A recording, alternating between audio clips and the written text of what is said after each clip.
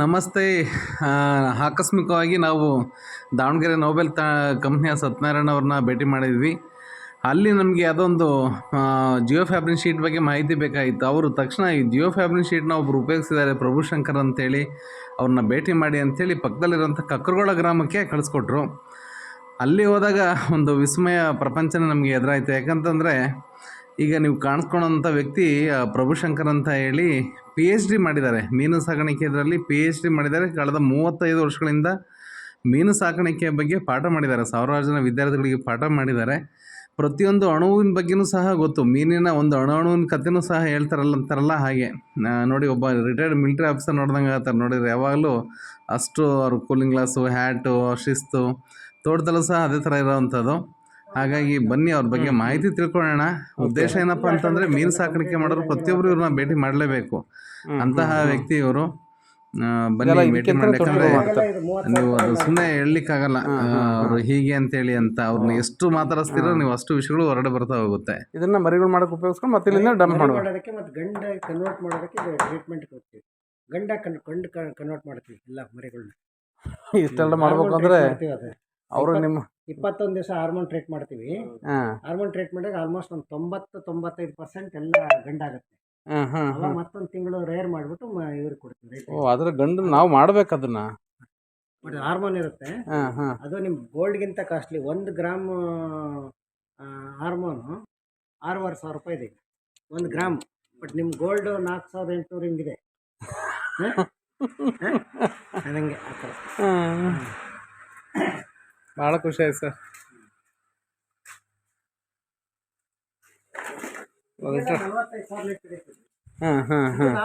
3ನೇ ವರ್ಷ ಆಯ್ತು ನೋಡಿದ್ವಿ. ಏನು ಸ್ವಲ್ಪ ಇದಾಗಿದೆ ನಿಮ್ಗೆ? ಹೌದು,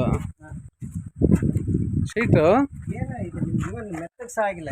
ಅಂದು ಇದೊಂಥರ ಚೆನ್ನಾಗಿತ್ತು, ಇದೊಂಥರ ಬೇರೆ ಥರ ಇದ್ದು ಶೀಟ್ ಇದು ಅಂತ ಮಾತಾಡ್ತಾ ಇದ್ವಿ. ಇದು ಚಿಕ್ಕ 270 ಮೈಕ್ರಾನ್ ಇದೆ.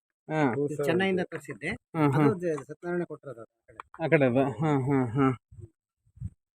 ಈ ಸ್ವಲ್ಪ ಬಿಟ್ಟಿದ್ದೀನಿ, ಯಾಕಂದ್ರೆ ಹಗಲೆಲ್ಲ ಬೆಂಗಳೂರು ಹೋಗ್ತೀನಲ್ಲ. ನಿಮಗೂ ಆ ಕಡೆ ಹೋಗು, ಈ ಕಡೆ ಬಾ. ಹೋದ್ರೆ ಒಂದು ವಾರ ಹೋಗ್ತೀವಿ. ಹಂಗಾಗಿ ಇದೆಲ್ಲ ಬೇಕಿಲ್ಲ, ಆದ್ರೂ ಮಾಡಿದ್ದೀರಾ. ಅಲ್ಲ, ಬೇಕಂದ್ರೆ ನಾನು ಒಂದು 4 ಜನ ಯಾರ್ಯಾರು ನಮ್ಮನ್ನು ನೋಡ್ಬಿಟ್ಟು ಇದು ನಾನು ಹಂಗೇನೆ ಮತ್ತೆ ಆ ಫ್ಯಾನ್ಸಿಗೆ ಅಂತ ಹಾಕೊಂಡಿದ್ದೀನಿ. ಬಟ್ ಎಕನಾಮಿಕಲಿ ಬಂದ್ರೆ ಬರ್ಲಿ ಅಷ್ಟೇ. ಚೆನ್ನಾಗಿದೆ, ಗಿಡಗಳು ಇರೋದೆಲ್ಲ ಚೆನ್ನಾಗಿದೆ. ಆ ಕಡೆದೆಲ್ಲ ತುಂಬಾ ಚೆನ್ನಾಗಿದೆ ಎಲ್ಲ. ಆ ಕಡೆದೆಲ್ಲ ಹೋಗ್ತಾ ಚೆನ್ನಾಗಿದೆ. ಓದೋದು 2 ಸರಿ ಇದು ಹಾಕ್ಸಿದ್ದೀನಿ. ಹಳಿಯಾಳದ ಧಾರವಾಡ ಹತ್ರ. ಅಲ್ಲಿಂದ ತಂದಾಕಿ. ಓಕೆ. ಅಲ್ಲಿ ಹೋಗಿ ಗುಣಿಗೆ ಇಲ್ಲೇ ನಾನು KVK ಅವರೊಬ್ರು ಮಾಡ್ತಾರೆ ದಾವಣಗೆರೆಗೆ, ಅಲ್ಲೇ ಮಾಡಿದೆ. Okay sir. ಈಗ ನಮಗೆ ಹಳ್ಳದ ನೀರು ಬರೋ ಚಾನ್ಸಸ್ ತುಂಬ ಇದೆ. 90% ಹಳ್ಳದ ನೀರು ಹಿಡಿಸ್ಕೊಳಕ್ಕೆ ನಮ್ಗೆ ಚಾನ್ಸಸ್ ಇದೆ ನಮ್ಮ ತೋಟದಲ್ಲಿ. ಅವ್ರು ಹೇಳಿದ ಅದೇ ಗೌರಿ ಇದೆಲ್ಲ ಇದೆಯಲ್ಲ, ಆ ಮೀನುಗಳು ನಿಮಗೆ ಸೂಟ್ ಆಗುತ್ತೆ. ಬಿಡ್ರಿ ನಿಮಗೆ ಅದು ಮೀನುಗಾರಿಕೆ ಈಗ ನಾವು ಮಾಡ್ಬೋದು ಸರ್, ಅದು ಲಾಭ ಮಾಡ್ಬೋದು. 10 ಅಡಿ ಇದ್ರೆ ಮಾಡ್ಬೋದು ರೀ. ಮಾಡ್ಬೋದು, ನೀವೇನು ತೊಂದರೆ ಏನಿಲ್ಲ. ಓಕೆ 10 ಅಡಿ ಇದ್ರೆ ಮಾಡ್ಬೋದು, 100% ಮಾಡ್ಬೋದು. ಆಲ್ಮೋಸ್ಟ್ 180 ಅಡಿ ಅಂತ ಆಗುತ್ತಾ? ಸರ್. ಅಗಲ ಚೌಕ ಆಗುತ್ತೆ. ಹೌದೌದು, ಚೌಕ. 180 ಅಂತಂದ್ರೆ ನಿಮಗೆ ಆಲ್ಮೋಸ್ಟ್ 55 ಮೀಟರ್ ಬರ್ಬೋದು. 55 ಮೀಟರ್. 55 ಮೀಟರ್ ಅಂದ್ರೆ 55 × 50 2.5 ಅಂತಂದ್ರೆ ನಿಮಗೆ ಸ್ವಲ್ಪ ಕಡೆ 3/4 ಎಕರೆ ಆಗತ್ತೆ. 3/4 ಎಕರೆ ಬರುತ್ತೆ ಸರ್, ಕರೆಕ್ಟ್ ನೀವು ಹೇಳೋದು. 3/4 ಎಕರೆ ಬರುತ್ತೆ. ಅರ್ಧ ಎಕರೆಗಿಂತ ಜಾಸ್ತಿ ಆಗುತ್ತೆ, 3/4 ಎಕರೆಗಿಂತ ಸ್ವಲ್ಪ ಕಡಿಮೆ ಆಗುತ್ತೆ ಅಷ್ಟೇ. 3/4 ಎಕರೆ ಬರ್ಬೋದು ಒಳಗೊಳಗೆ. ಬಿಡ್ಬೋದು, ಅದ್ರಾಗ ಬಿಟ್ಕೊಳ್ಳಿ. ಅಂತಂದ್ರೆ ನೀರು ಅಗಲೆಲ್ಲ ಚೇಂಜ್ ಮಾಡಿ ಎಷ್ಟು ಬಿಡ್ಬೋದು ಸರ್ ಅದು ನೀರು? ಬಟ್ ಒಂದು ಮಾಡಿ, ನೀವು ಮೀನು ಬಿಡೋಕ್ಕಿಂತ ಮುಂಚೆ ಸ್ವಲ್ಪ ಸಗಣಿ ಗೊಬ್ಬರ ಎಲ್ಲ ಹಾಕೊಳ್ಳಿ. ಯಾಕಂದ್ರೆ ಇದು ನಿಮ್ದು ಏನಾಗುತ್ತೆ, ಸ್ಟೆರೈಲ್ ಎನ್ವಿರಾನ್ಮೆಂಟ್ ಏನಿರಲ್ಲ. ಈಗ ಅದೇ ಮಣ್ಣಿದ್ರೆ ನಿಮಗೆ ಏನ್ ಬೇಕಾದ್ರೂ ಬೆಳೀತದೆ. ಕರೆಕ್ಟ್. ಆದ್ರೆ ಮಣ್ಣಲ್ಲಿ ಬೆಳೆದಷ್ಟು ಇದ್ರಲ್ಲಿ ಬೆಳೆಯಲ್ಲ. Correct sir. ಇದಕ್ಕೆ ಮಾಡ್ಬೇಕು ಅಂದ್ರೆ ಈಗ ನೋಡಿ, ನಾವು ಟೆಕ್ನಾಲಜಿ ಮಾಡಿದೀವಿ. ಇದೆಲ್ಲ ಇಸ್ರೇಲ್ ಟೆಕ್ನಾಲಜಿ ಎಲ್ಲ ಸುಮಾರು ಕಟ್ ಮಾಡಿ ₹1 ಕೋಟಿ ಮಾಡಿದೀವಿ. ನೋಡಿ, ಎಲ್ಲ 24x7 ಇದೇ ಇರಬೇಕು. ಕರೆಂಟ್ ಬೇಕಿದೆ. ಇದು 3 ಕಿಲೋವ್ಯಾಟ್ಸ್. ಓಕೆ. 4.2 HP ಇರುತ್ತೆ. ಇದು ನೀರಿನ ಪಂಪ್ ಇಲ್ಲ, ಗಾಳಿದು. ಒಳಗೆ ಗಾಳಿಗ.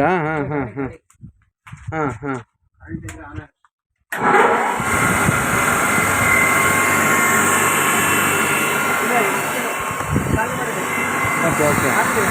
ಹೌದಾ?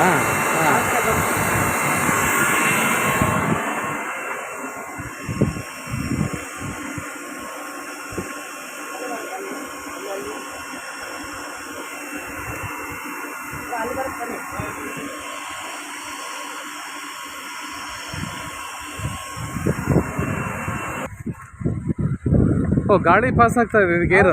ಹಾಂ 24 ಅವರ್ಸ್ ಇರಬೇಕು ಇದು.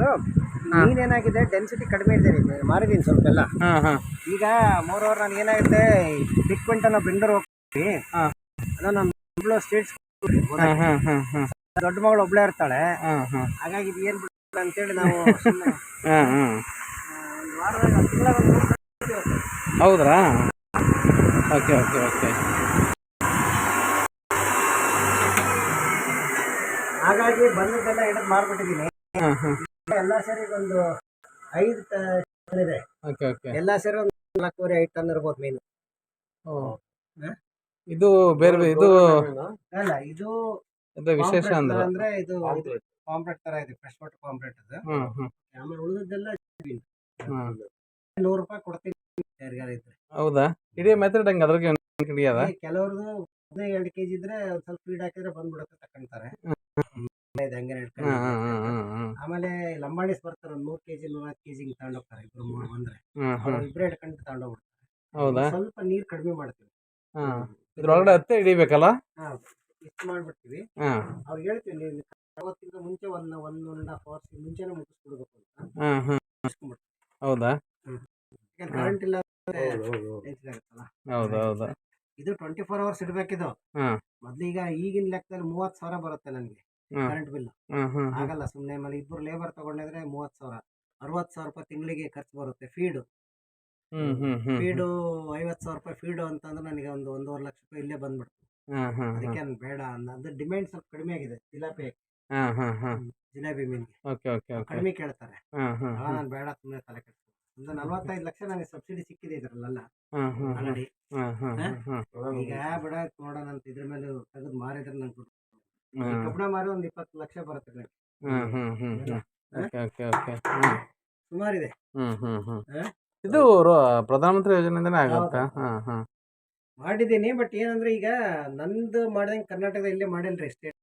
ಹೌದ್ರಾ? ಬಹಳ ಹೈಟ್ಯಾಕ್ ಮಾಡಿದೀವಿ. ಬಟ್ ಏನೋ ನನ್ನ ಹತ್ರ ಮೊದಲು ಬಹಳ ಚೆನ್ನಾಗಿತ್ತು. ಎಷ್ಟು ವರ್ಷದ ಈಗ ಅನುಭವ ಸರ್ ನಿಮ್ಗೆ ರಿಟೈರ್ಡ್ ಆದ್ಮೇಲೆ? ಇದು 3.5 ವರ್ಷ. ಸ್ಟಾರ್ಟ್ ಮಾಡಿದೆ, ರಿಟೈರ್ ಆದ ತಕ್ಷಣ ಸ್ಟಾರ್ಟ್ ಮಾಡಿದ್ವಿ. ಹಂಗಾಗಿ ರಿಟೈರ್ ಆಗೋದಕ್ಕಿಂತ ಒಂದು ತಿಂಗಳು ಮುಂಚೆ ಇದನ್ನೆಲ್ಲ ಹಾಕ್ಸಿ ಹೋಗ್ಬಿಟ್ಟಿದ್ವಿ. ಹಾಕ್ಸಿದ್ವಿ. ಆಮೇಲೆ ಇದು ಇಲ್ಲಿ ಖಾಲಿ ಇತ್ತು ಜಾಗ. ಇದು ಮಾಡೋದ್ ಬಿಡ್ತೀರಾ? ಇಲ್ಲ ಲೀಸ್ ಕೊಡಕ್ ಟ್ರೈ ಮಾಡ್ತಾ ಇದ್ದೀವಿ. ನಾವು ಸ್ಟೇಟ್ಸ್ ಹೋದ್ರು